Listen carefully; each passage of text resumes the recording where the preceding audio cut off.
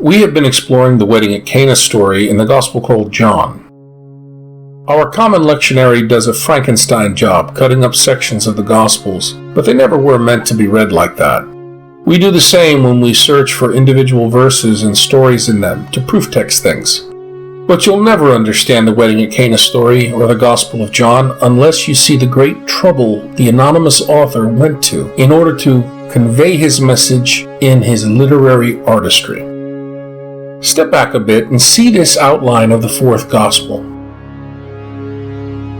Look at that red section there. You can think of it as a sandwich or maybe an Oreo cookie.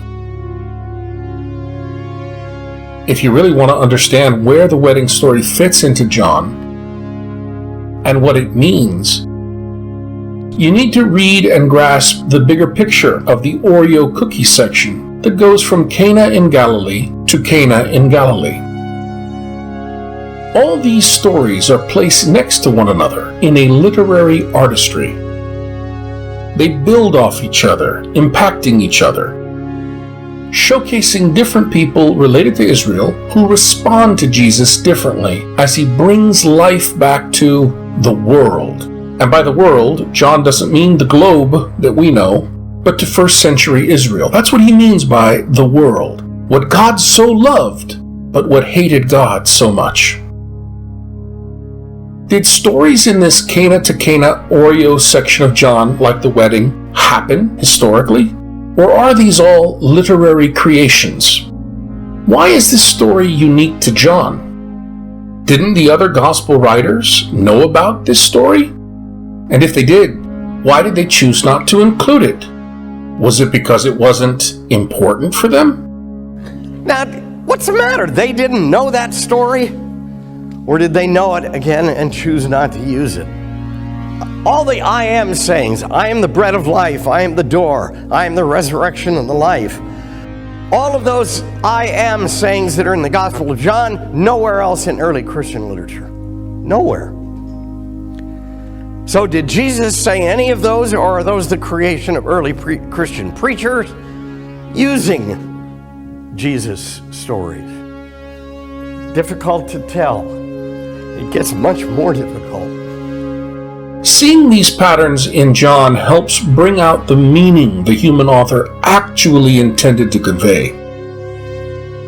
John wasn't communicating biographical history as we understand it today. The fourth gospel is a highly symbolic document.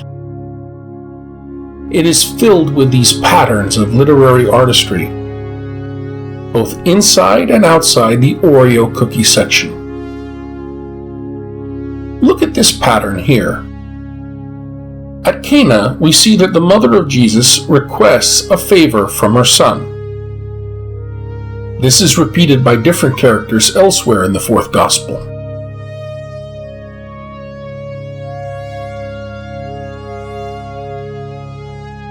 So too is the reaction of the Johannine Jesus. Typically, he's put off by a request.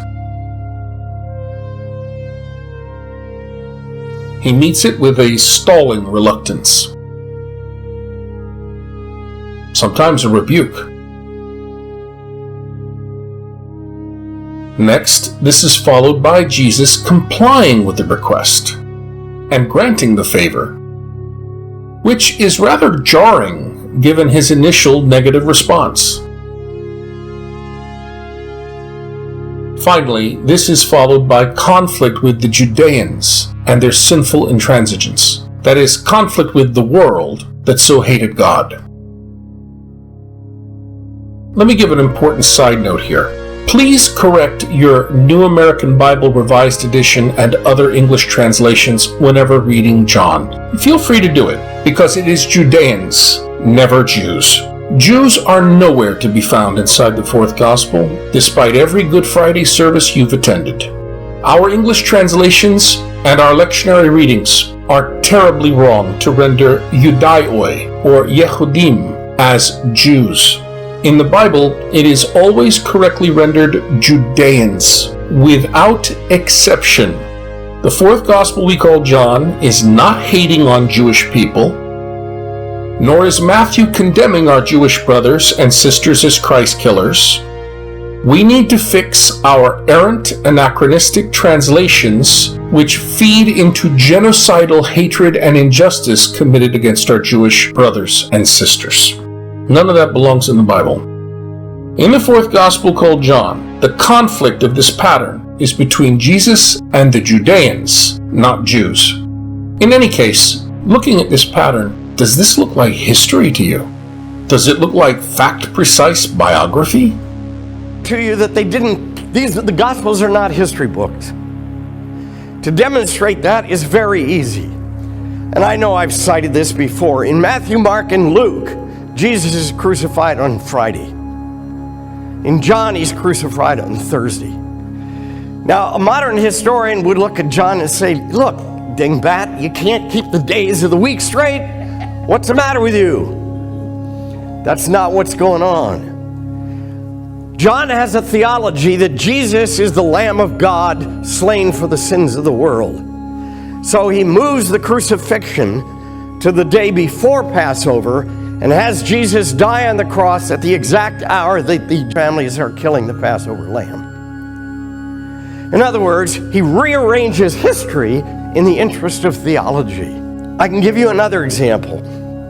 In Matthew, Mark, and Luke, Jesus throws the SOBs, money changers, out of the temple in the last week of his life. In John, that's the very first thing Jesus does in public. Now, again, is it that John has a historical problem? No. It's that John hates Jerusalem, the temple, and everything to do with it. So he moves that event front and center, as if to say, this is what Jesus is about, overthrowing everything to do with the corruption of the temple. So the Gospels are not historical accounts.